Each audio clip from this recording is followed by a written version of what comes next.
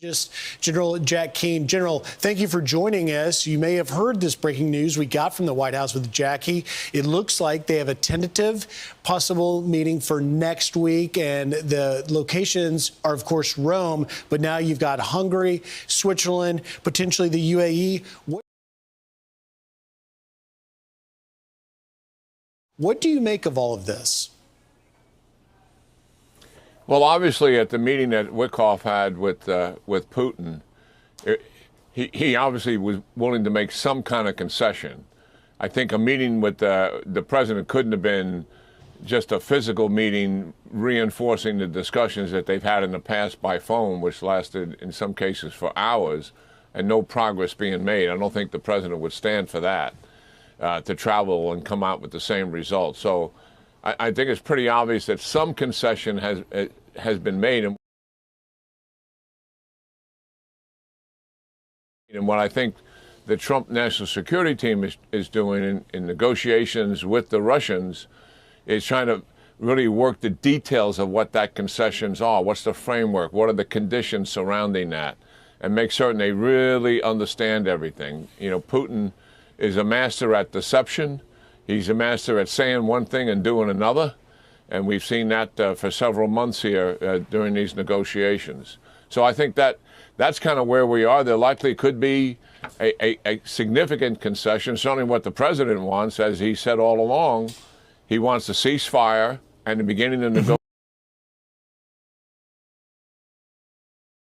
negotiations for war termination.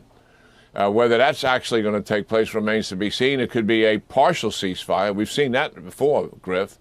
An example of something that Putin could put on the table would be no more airstrikes on civilian populations, and no more airstrikes, moratorium completely, withdraw some troops from some portion of Ukraine that he's physically occupying, and make a concession that he'll take control of these other portions of Ukraine. So there's plenty of options in terms of what potential concessions. Certainly the one that Trump wants is ceasefire, begin the negotiation, the end of the war. Yeah, it remains to be seen whether that's really on the table or not. In general, the president has obviously expressed his frustrations with Putin, and he says he wants the killing to stop. But something, to your point, is clearly giving the White House some confidence that Putin may be ready for a peace deal after we are learning that the talks may have hit a bit of a snag after Zelensky says that he has to depend on even Parliament to make any land concessions.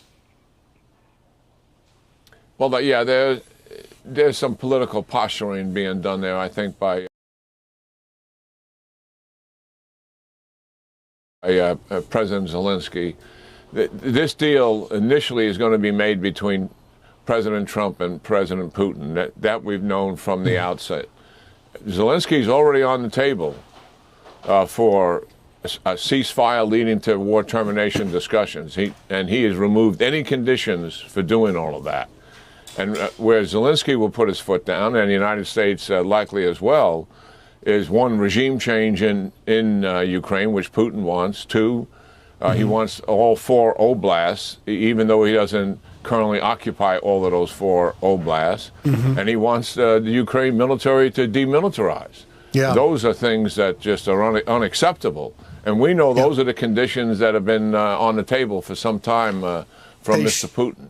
They sure seems to be what I'm encouraged about this, Griff, is Putin seems to be somewhat intimidated by the prospect of sanctions.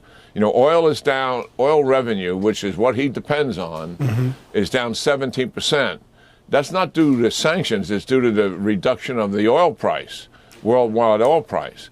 And so he's looking at this thing, and he knows full well if that revenue begins to dry up for him, he's a one commodity economy, oil and gas, then he has problems sustaining his defense industrial base. He knows that. He's going to have challenges even without sanctions in 26 sustaining that defense industrial base, given the path he's on with his economy right now.